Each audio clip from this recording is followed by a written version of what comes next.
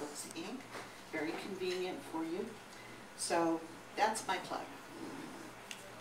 Now, we have a real treat for you tonight because we have Chistopher Moore and Ian Corson with their graphic novel, The Griff, about an alien invasion, a motley crew of Earthlings trying to stay alive and save the world in the process. As you know, Chris is the author of 12 novels, including the phenomenal international bestseller Lamb, which in this store at least has become a holiday classic, as has The Stupidest Angel. Every Christmas we put those books out, and at Easter, and they sell really well. Before publishing his first novel, Practical Demon Keeping, in 1992, Chris worked as a roofer, hotel night auditor, rock and roll DJ, waiter, photographer, which, if you think about it, are all great experiences for creating his wonderful characters. Originally from Ohio, Chris divides his time between San Francisco and Hawaii, which sounds like a lovely life. And he likes ocean kayaking, scuba diving, photography, and I'm not sure about this last one, ink painting? That's painting with ink, the Japanese stuff. That's what I kind of figured out. I don't do it anymore, but there's no reason. That's still on your blog. Yeah, I know, I need to update that. Chris has been called the modern-day Kurt Vonnegut, and no less than Carl Hyacin describes him as a very sick person in the very best sense of the word. I can't argue with that. I'd also like to plug Chris's website, chrismore.com, where you can buy author guy stuff, fuck socks, frocks, and all kinds of things. And all the profits go to research for multiple sclerosis. Ian Corson is an award-winning screenwriter and director whose credits include Bloodline for Castle Rock Entertainment and Starting Five for Paramount Pictures. He also directed Monster Garage for the Discovery Channel and the feature film Malicious starring Molly Ringwald. He teaches screenwriting at the Academy of Art University in San Francisco and lives in LA. You can follow both of them on Facebook, incidentally, although I have to say Chris puts a lot more information on his Facebook page than Ian does. It's because I'm a giant attention whore. We're going to do this. I'm going to start tossing some questions at them and see where it goes, and then we'll take questions from the audience.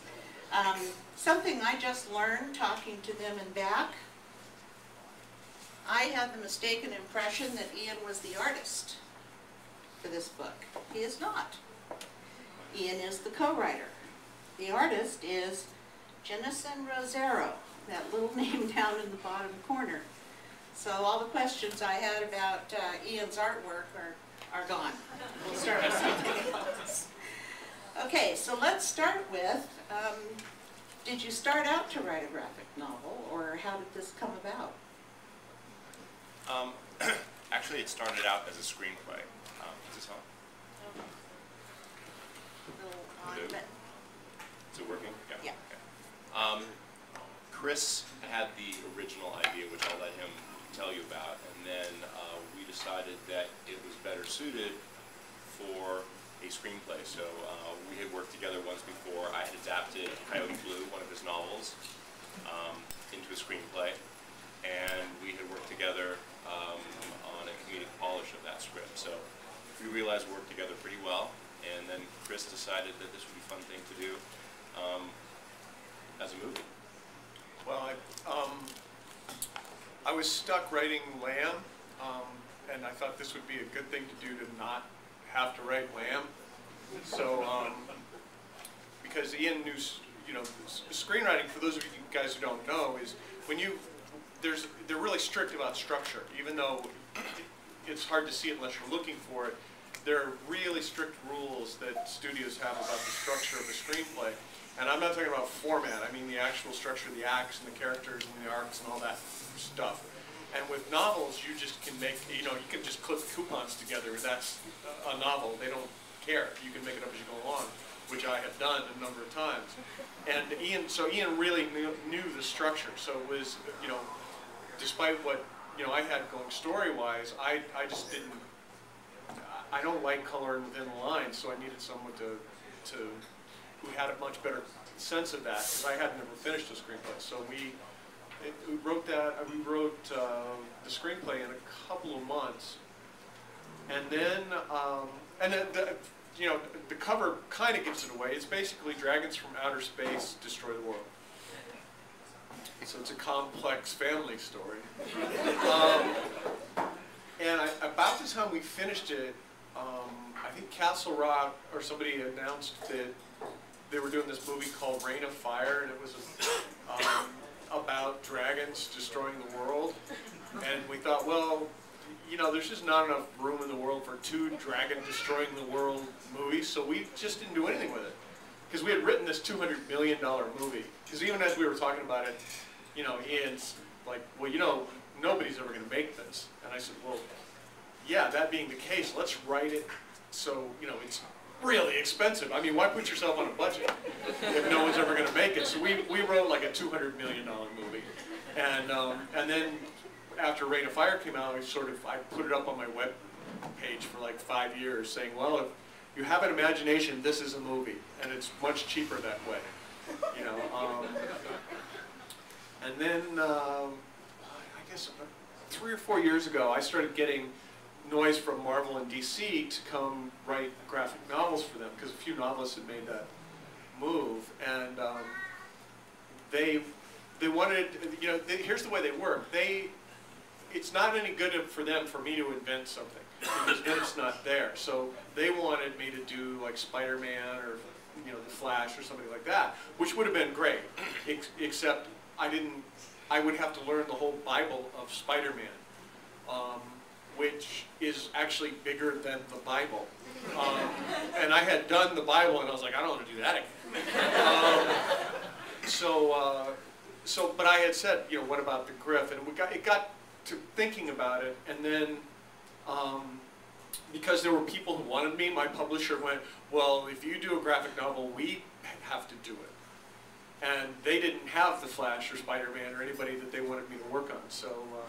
So they agreed to do the Griff, and then, Ian and I adapted it over, what was it, about 1.5, 2 months? So anyway, that's the short answer, is we had to change the script from a movie script to a comic script. So. Well, how did you find the artist?